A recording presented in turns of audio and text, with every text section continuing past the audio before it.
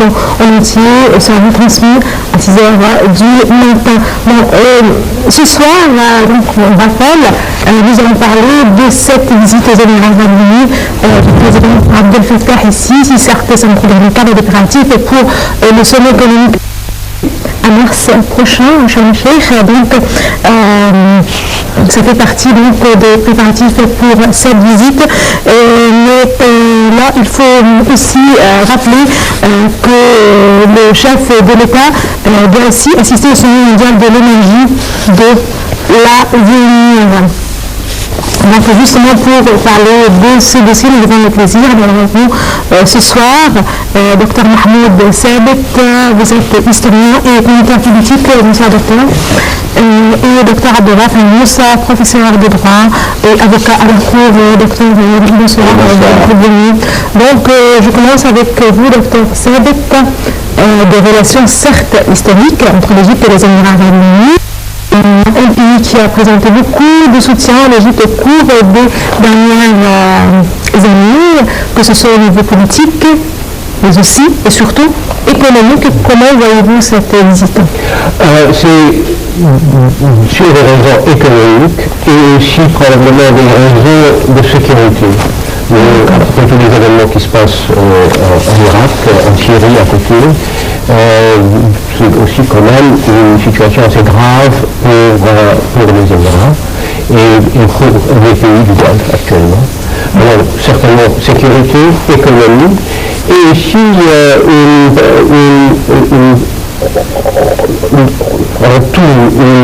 une façon de voir la collaboration avec les autres problèmes qui sont dans la région actuellement. Très bien. Là, je rappelle que ici, ça a été reçu à Abu Dhabi par Cheikh Mohammed Ben Rachid Al Maktoum, vice-président des Émirats arabes unis, premier ministre et gouverneur de Dubaï, ainsi que par le général Mohammed Ben Zayed Al Nahyan, prince héritier d'Abu Dhabi et vice des forces armées. Ici, c'est aussi rencontrer des responsables ou des représentants des compagnies énergétiques pour parler de l'investissement. Mais justement, comme le dit M. le docteur Sabit, puisqu'il doit aussi rencontrer son homologue émirati, Cheikh Khalifa Ben Zayed Al Nahyan, ainsi qu'un nombre de hauts responsables des derniers développements sur la scène arabe et la lutte contre le terrorisme, un dossier assez critique.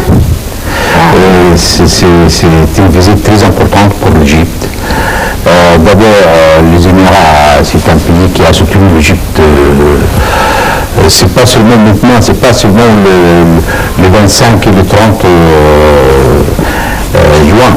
25 janvier, 30 juin, non, depuis longtemps, l'Égypte, c'est le premier pays qui a reconnu les Émirats arabes unis. Et l'Égypte avait des relations très profondes avec les émirs de cette région. Et les émirs de cette région, à mon avis, ils ont besoin d'un pays d'un poids considérable comme l'Égypte, vis-à-vis des dangers qui viennent de l'étranger. Bon, on dit qu'il y a un danger qui vient de l'Est de l'Iran, ou bien du Nord, ou bien d'autres. En tout cas, le Yémen n'est pas loin du Golfe. Le Yémen, bon, il est un peu loin, mais il y a des troubles considérables. Donc, la présence de l'Égypte actuellement, dans cette situation, à mon avis, c'est très important pour les Émirats arabes unis en général et les pays du Golfe, compris le Koweït et l'Arabie saoudite, bien sûr. Très bien, la lutte antiterroriste, c'est aujourd'hui un sujet qui intéresse non seulement, ou qui fait le souci non seulement du monde arabe, mais surtout de l'Occident, puisque ça frappe à l'intérieur même des foyers de la démocratie, là, en tant que pays arabe, en tant que pays qui sont menacés, certes par le terrorisme, mais qui sont aussi accusés. Quels sont les avenirs et les horizons de telles rencontres entre les responsables arabes? Je pense que les responsables doivent trouver une politique de collaboration et une politique, pas plusieurs politiques à poursuivre. C'est une politique une stratégie, disons plutôt, une stratégie unie. Et je pense que jusqu'à maintenant que ça manque. Il y a certains pays qui veulent faire certaines choses, il y a d'autres pays qui, à vrai dire, leurs propres citoyens sont en train de décider d'aider dans le sens financier avec des États extrémistes comme l'État islamiste à Mossoul. Alors ça devient un peu quand même très important qu'il y ait une collaboration et une stratégie unie sur la situation. Aujourd'hui, avec une telle visite aux Émirats arabes unis, certes, ça fait partie des préparatifs pour le prochain sommet économique. C'est important pour l'Égypte parce que c'est une conférence internationale concernant l'électricité, ou bien les sources d'énergie nouvelle. Et l'Égypte, il a du savoir, il a des connaissances, donc il peut quand même présenter. Vous parlez du sommet mondial de l'énergie de l'avenir. D'accord. Mais ça sera lié avec les conférences qui se préparent actuellement en Égypte dans quelques jours, à mon avis, au courant du mois de mars. Quelques semaines, il y aura une conférence très importante en Égypte. Donc, à mon avis, cette visite, c'est une sorte de préparation pour recevoir le maximum des hommes d'affaires et des États qui cherchent de venir en Égypte pour investir, pas seulement au canal de Suez, mais dans toute l'Égypte, soit l'énergie, soit les usines, soit la fabrication, soit les productions en tout genre. Vous voyez que la Chine a donné beaucoup d'importance pour la visite ici là-bas, et actuellement, le Japon est venu donner aussi, à montrer pas mal d'intérêt vis-à-vis de la situation actuellement en Égypte. Très bien, on va justement revenir au Japon. Certes à ce dossier, mais justement avant de continuer, le président aussi, lors de son interview à la télévision d'Abu Dhabi, il a encore une fois renouvelé ses appels, il a encore une fois invité les investisseurs arabes, émiratis en particulier, de venir, et donc il a encore une fois parlé des facilités offertes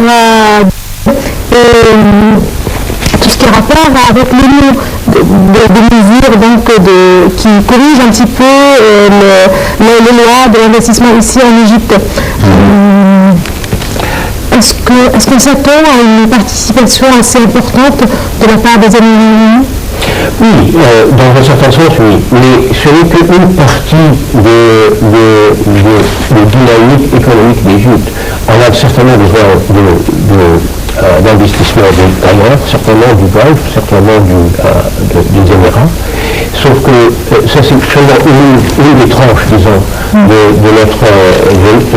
ce que l'économie égyptienne a besoin. Et à vrai dire, le plus grand obstacle sur l'économie égyptienne, c'est la convention interne.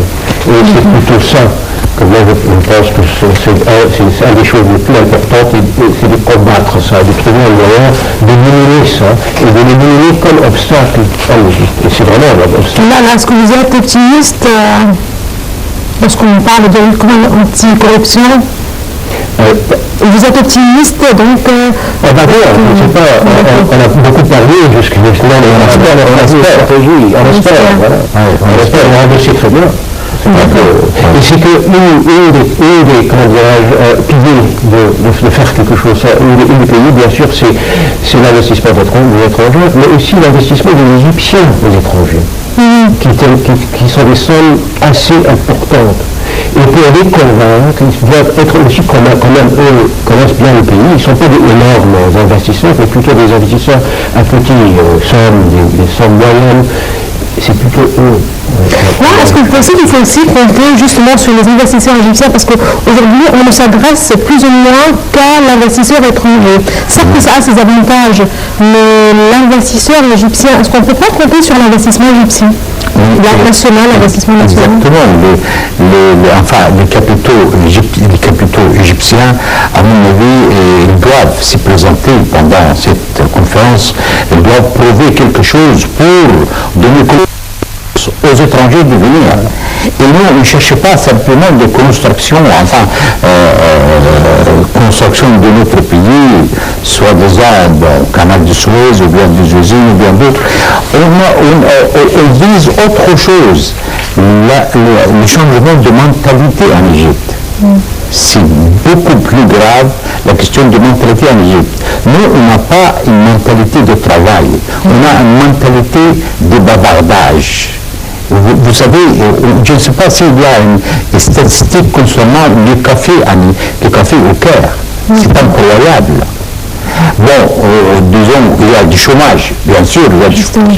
Mais j'espère que cette conférence, ça va donner, c'est-à-dire un début pour changer cette mentalité.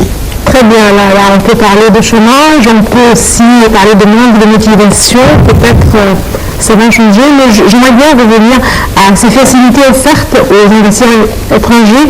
Certes, les lois de l'investissement doivent être pareilles à tout le monde, c'est-à-dire aussi les investisseurs égyptiens vont profiter de ces facilités, non? Ça dépend. Comme investisseur égyptien, disons par exemple, la Banque mondiale a estimé que la liquidité en main égyptienne en dehors d'Égypte, juste avant les événements de 2011, leur estimation c'était entre 180 et 220 milliards de dollars qui étaient énormément. Et pourquoi ces sommes ne sont pas en Égypte? C'est une question très importante. Et la raison est très simple. Pour revenir en Égypte, ils doivent avoir que le système est avec eux et pas avec ceux qui sont corrompus. Et on a trouvé des dizaines, des centaines d'exemplaires que c'est le contraire. Vous savez, c'est ça le problème, c'est le vrai problème. Parce que quelqu'un qui vient avec une petite somme qui veut investir ici, ça c'est une chose. Une autre chose, bien sûr, mais là, une compagnie qui vient, elle peut plus ou moins gérer n'importe quel problème qu'elle rencontre en Égypte. Mais pas les petits. Et c'est ça qui est plus important. Ah oui, non, je vous en prie. J'espère que simplement on ne cherche pas, c'est-à-dire